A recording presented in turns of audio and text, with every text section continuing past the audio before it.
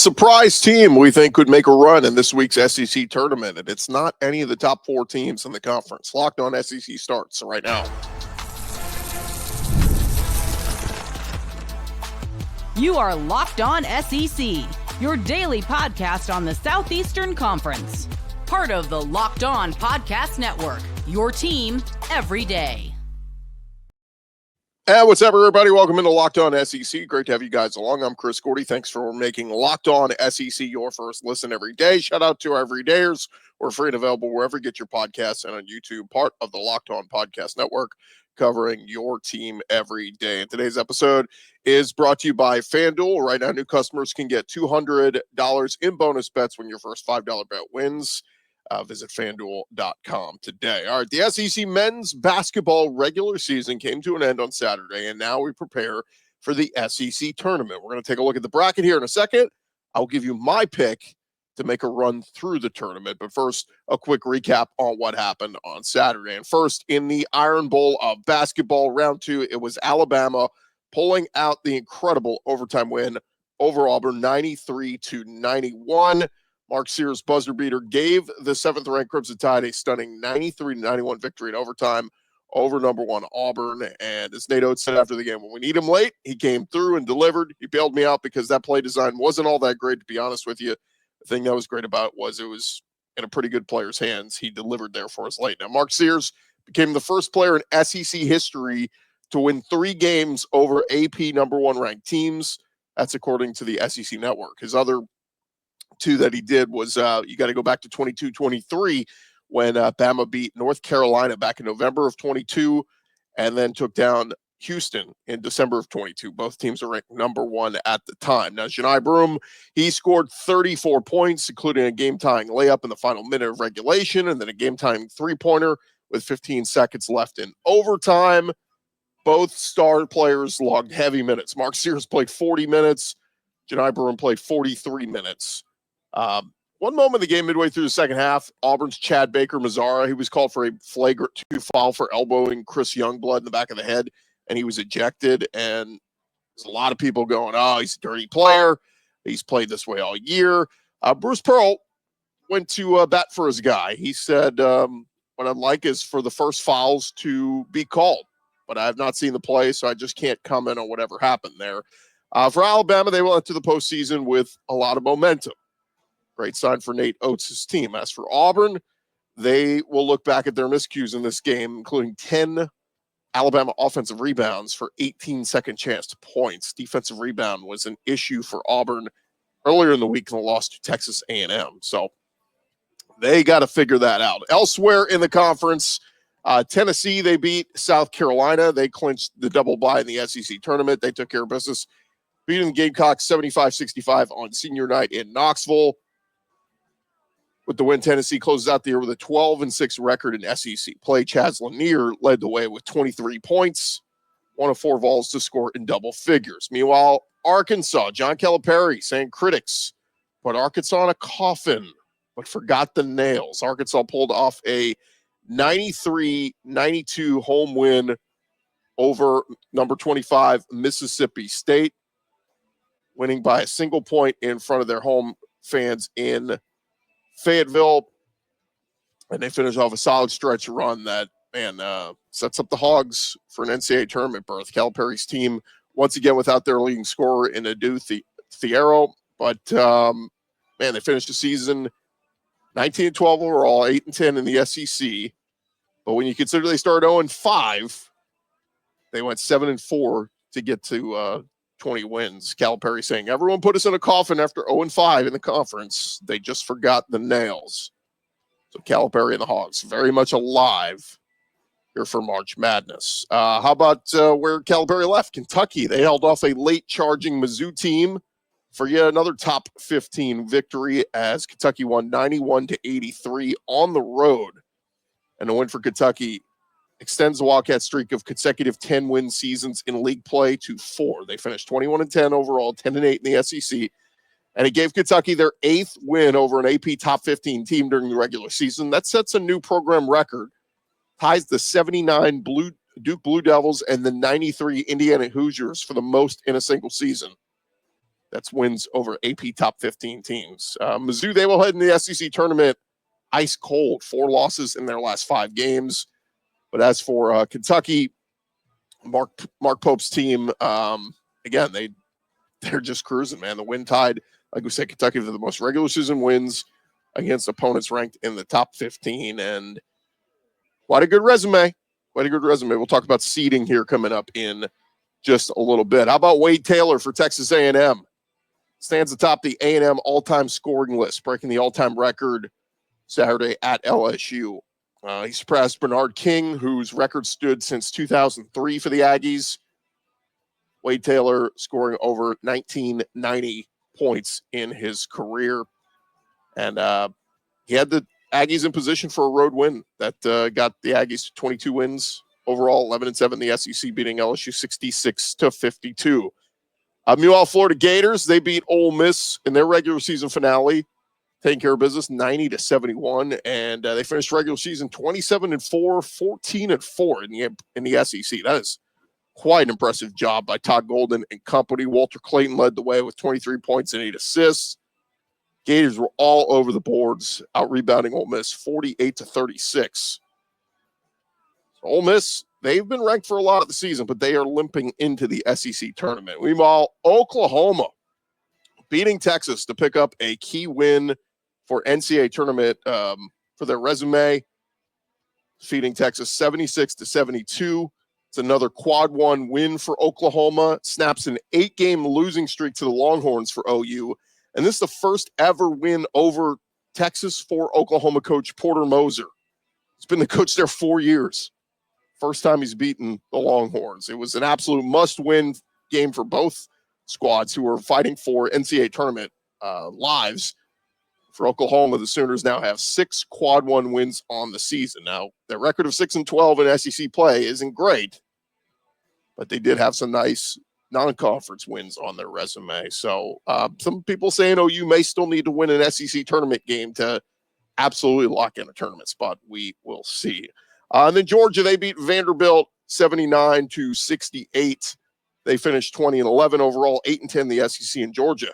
One of the hottest teams in the conference. They've won 4 in a row after losing 4 in a row. So congrats to Georgia. College Game Day, they are heading to Nashville, they announced, following one of the best regular seasons ever for the SEC. All eyes on the SEC. And some suggested the league tournament will be more difficult than making a run through the NCAA tournament. We've kind of joked about that last week, but if you make a run through this tournament, you're going to have a resume of more quality wins than you might have making a run through the NCAA tournament. But ESPN's College Game Day will head to the SEC tournament, which will begin this Wednesday. 8 of the 16 conference teams will hit the court day 1. Teams seeded 5 through 8 will debut on Thursday, and then the quarterfinals will begin on Friday, with the 2 semifinal games set for Saturday on ESPN. The SEC championship game will be on Sunday at noon Central, 1 Eastern on ESPN. Now, entering the final weekend of the regular season, Auburn, Florida, and Alabama all were sitting up there with top four seeds and double buys locked up. Tennessee joined that bunch, and Auburn still considered to be the tournament favorite if you look at a lot of the betting markets and all that. But look, it'd be easy for us to sit here and say, I'm taking Auburn to make a run through the SEC tournament. And look, they very well could. I mean, they've got the best player in the country. We'll talk about him in a second.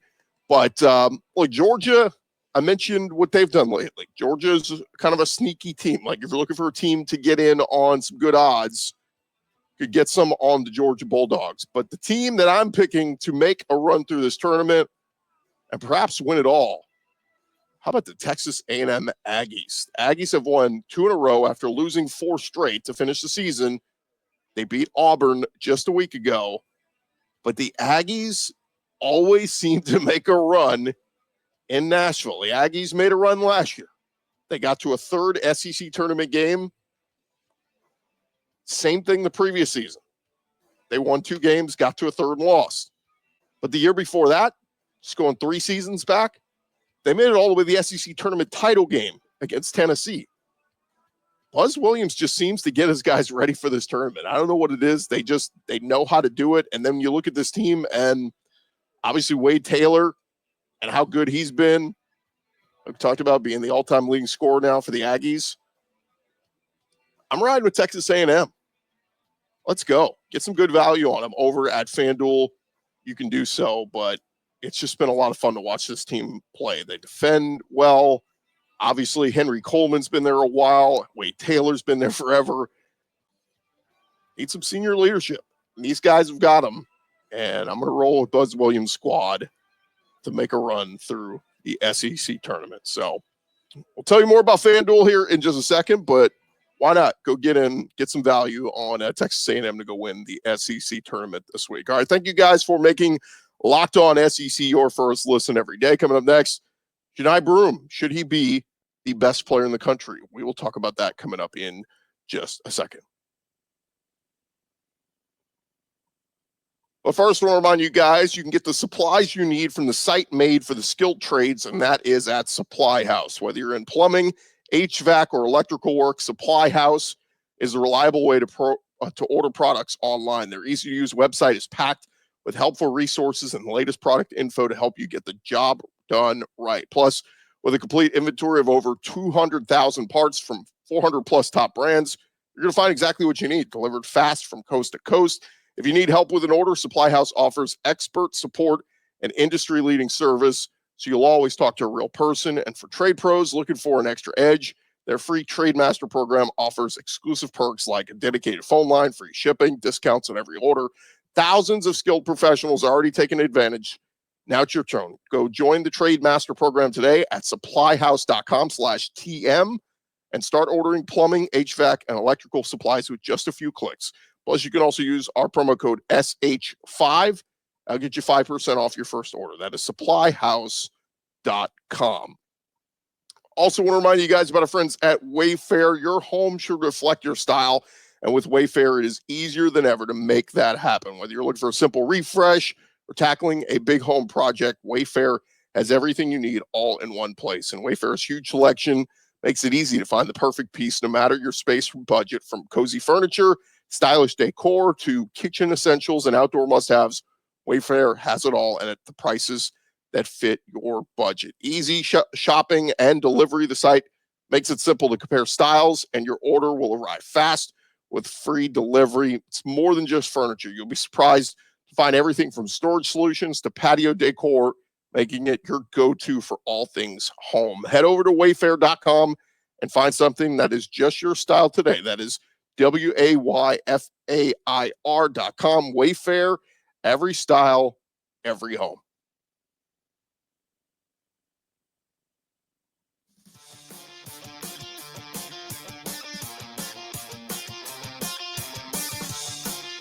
All right, roll along here, Locked On SEC, and look, we haven't hit it here on the show. Like, we've been big fans of Johni Broome all year at Auburn. Whether you like Auburn or not, whether you're a fan of another SEC team, I think you could tip your cap and say he has been one of the best players in the country. Well, now it is coming down to it, and who should be named the best player of the year. And a lot of people are still putting Cooper Flagg from Duke as that guy. And it's really become a two-horse race between the two guys. When it comes to the odds, you know, a lot of sports books, they still have Flagg as the overwhelming favorite. But ESPN Seth Greenberg sees things a little bit differently. And according to Greenberg, he's leaning towards Auburn's Johni Broome. Here's what he told the guys on ESPN radio yesterday. He said, look, I'm still leaning towards Johni Broome over Cooper Kupp as National Player of the Year. Johni Broome is everything college basketball is in 2025. I love Cooper Flagg, but I think it's Broome. Both players have followed different trajectories to get here today. Broome is a 50-year senior and a veteran leader for Bruce Pearl's team, while Flagg is a freshman phenom and heavy favorite to become the #1 overall pick in the NBA draft. And look, I've heard, you know, we had comments when we talked about this a few weeks ago. People saying, oh, well, Johni Broome's not expected to go #1 in the draft. Look, the NBA draft's on potential. So that has nothing to do with, you know, we've had guys who've been bench players go top 5 in the draft. NBA draft is no, you know, it has nothing to do with your level of player. Are you the best player in college basketball? That happens in college football all the time too. You got guys who are great college players that just it doesn't connect at the next level. It's not going to pan out. They're not going to be great players, in the NFL. But regardless, Johni Broome, I think, is our guy. That is our pick to win Player of the Year. He's the leading scorer for the Tigers, 18.6 points per game. Was also the team's leader in rebounds at 10.6, assists with 3.3, blocks 2.4, shooting better than 50% from the field. Flagg has similar numbers. He's averaging 19 a game with 7 assists, 4 steals, and a block. 4 assists, a steal, and a block, but 7 rebounds per game. But Flagg led the Blue Devils to a win over Auburn in the regular season. That was in the ACC SEC Challenge. But both players are very good head-to-head. They both had double-doubles, and it'll be a fun debate. But the Wooden Award, putting out their top 15 national ballot Saturday morning. If Cooper Flagg were to win, he would be just the 4th freshman to win the award. Now listen to the 3 that have won it before him. Kevin Durant, Anthony Davis, and Zion Williamson. So pretty good company for Cooper Flagg to be in if he were to win it. But Broome looked like the clear favorite for the Wooden Award 2 months into the season, and then he got banged up, missed a couple games, and then Flagg kind of kicked it into another gear when they got into ACC play. But Broome has been he's been outstanding. And some other guys from the SEC to make the Wooden Award top 15 national ballot. We got Johni Broome on there. We got Walter Clayton from Florida. We've got Chaz Lanier from Tennessee. We've got Mark Sears from Alabama. And we got Zakai Ziegler from Tennessee. Now, Tennessee is the only team with multiple players on the ballot. So that tells you what kind of season they are having with Ziegler and Chaz Lanier. But Wooden Award's been given out every year since 1977. And it has there have been some big-time winners of this award. So if it were up to us, we'd give it to Johni Broome. And look, Bruce Pearl made a case for him after Saturday's 93-91 overtime loss to Alabama. He said, look, I thought Johni Broome demonstrated to the country tonight why he is the national player of the year, or should be, in my opinion. As I explained to him after the game, that's what I expect from him. It was great to see him step up. Just need to continue to step up because it was great to see him be capable of that. Broome had 34 points, 8 rebounds, 3 steals, and 5 blocks. In the loss, he went 15 of 28 from the field, 2 of 4 from beyond the arc. And Bruce Pearl said it could have been more. He said Johni took 15 or 16 of his first shots inside the paint and did not get fouled once. I have an issue with that.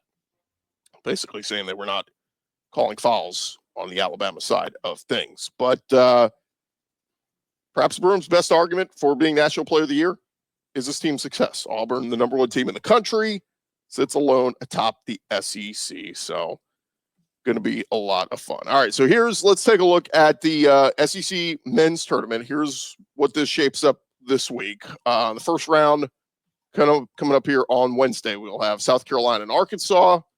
We'll have Texas, Vanderbilt. And then into the evening, we'll have LSU, Mississippi State, and Oklahoma, Georgia. On Thursday, we'll see Ole Miss, A&M, Mizzou, and Kentucky all in action. And then the quarterfinals on Friday, we will have Auburn, Tennessee, Florida, and Alabama all playing the winners of those games. And then the semifinal games will be Saturday with the championship game Sunday afternoon. So it is quite a field here in the SEC men's tournament.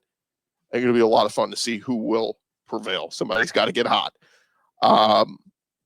The other interesting part of your latest bracketology, just looking at what Joe Lenardi's got, he's got Auburn and Florida still in as 1 seeds.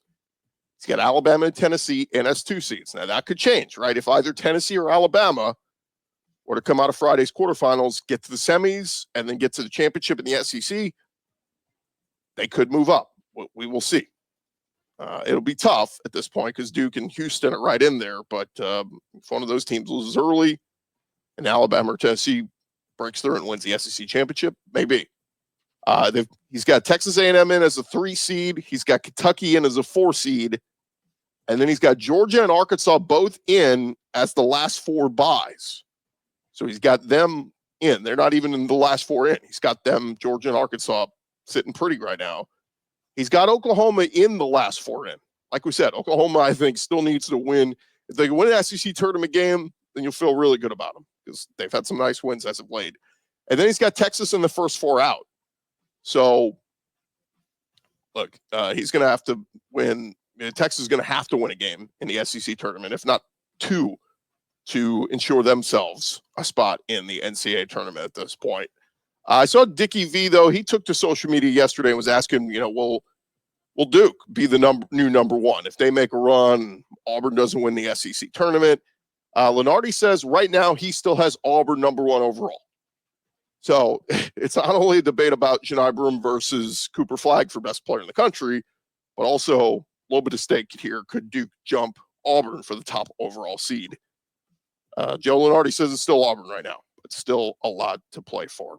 All right, still more to come here on Locked On SEC, part of the Locked On Podcast Network, covering your team every day. When we come back, I need to talk a little bit about the women's side of things, as Dawn Staley doing it yet again. Never gets old for them in Columbia. We'll talk about the South Carolina Gamecocks and the SEC women's standings here coming up in just a second.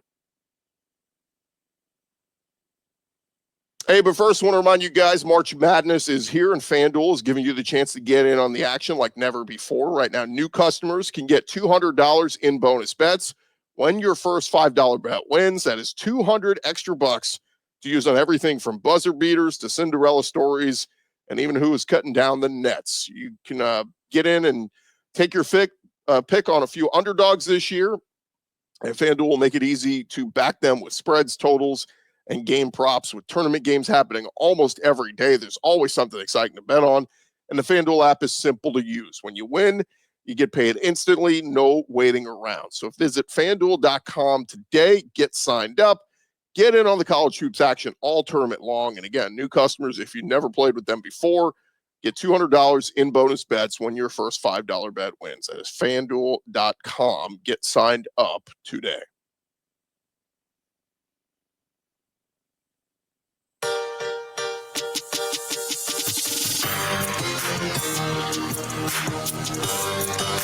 All right, we're along here, Locked On SEC, part of the Locked On Podcast Network, covering your team every day. And want to show some love to the women's side of things, because South Carolina, they won their 3rd consecutive SEC tournament championship and 9th overall on Sunday.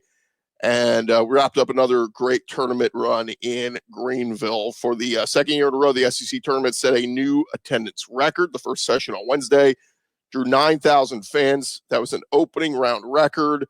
And the first session of the second round drew 7,600 people. That set a record for the second round. Did help that Tennessee, their large traveling fan base, played in both sessions. Semifinal Saturday set another record, over 13,000 fans there. And then on Sunday, attendance was 13,500. So that set a new record for attendance for any SEC tournament game in any round.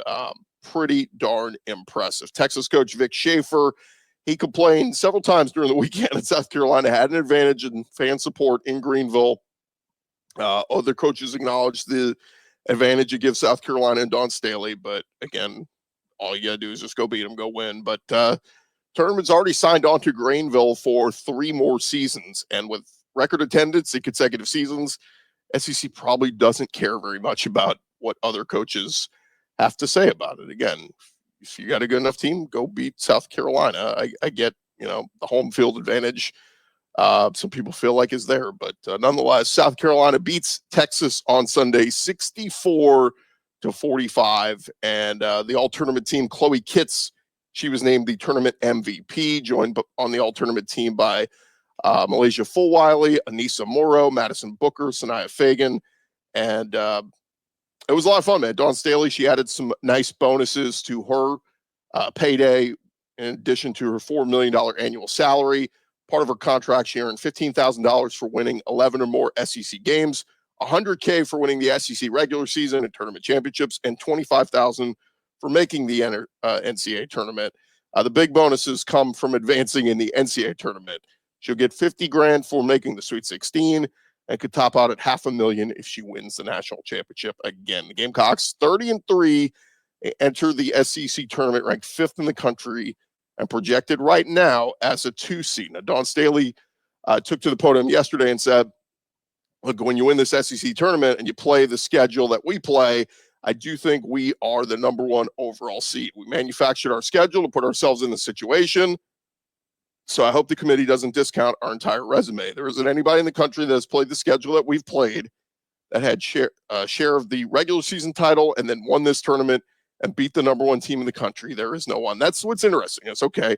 Texas won, Texas, South Carolina, they were co-regular season SEC champs. They split with each other 1-1, but then they played each other in the SEC tournament championship, and South Carolina won. And they throttled all three foes they faced by 18, 21 points, and 19 points. So number one seed now seems to be a lock. And so, again, fun weekend fun week of games. It was interesting to see, some of the upsets in this one where Florida beat Alabama on Thursday. Oklahoma, they took care of business against Georgia. Vanderbilt beating Tennessee was an interesting one. And then on Friday, we got to see LSU took down Florida. Texas took down Ole Miss. Oklahoma took out Kentucky. That was a little bit of a look, Kentucky's had a nice run so far this year. To see them get ousted in their first game. And then South Carolina took out Caravandy. And then the semis, we had South Carolina beat Oklahoma and Texas beat LSU. And then South Carolina is the champion. So here's how the projected bracket is looking right now. It is looking like Texas and South Carolina are projected to be 1 seeds. LSU is looking like a 2 seed with Kim Mulkey. Remember, they sat out Flagg Johnson at the end of their season, their star point guard, because or 2 guard rather, that she's been banged up. So they wanted to make sure she's fully healthy. But LSU looks to be in as a 2. Kentucky and Oklahoma look like they will be 3 seeds. Ole Miss projected as a 4 seed. Tennessee and Alabama projected as 5 seeds. And then Vanderbilt projected as a 7 seed. Mississippi State projected as a 9 seed. And Florida just didn't do enough. If they could have pulled off, 1 more or 2 more upsets in the SEC tournament, I think they could have gotten in. But there you have it. It was a fun week of the SEC women's tournament. And let's hope the SEC men's tournament is just as fun coming up this weekend. Hey, thank you guys for making Locked On SEC your first listen every day. For your second listen, you can check out our friends over on Locked On College Basketball with Isaac Shade and Andy Patton. March is here, so be the most informed college basketball fan throughout the madness. You can find Locked On College Basketball on YouTube or wherever you find your podcasts. I'm Chris Gordy. This has been Locked On SEC. We'll get back to football conversation throughout this week. We got some player interviews. I'm going to catch up with player from Oklahoma, a player from LSU. You don't want to miss that. Subscribe right here on Locked On SEC, whether you're listening to the audio version or the video version on YouTube. We'll talk to you guys tomorrow. Everybody have a great day.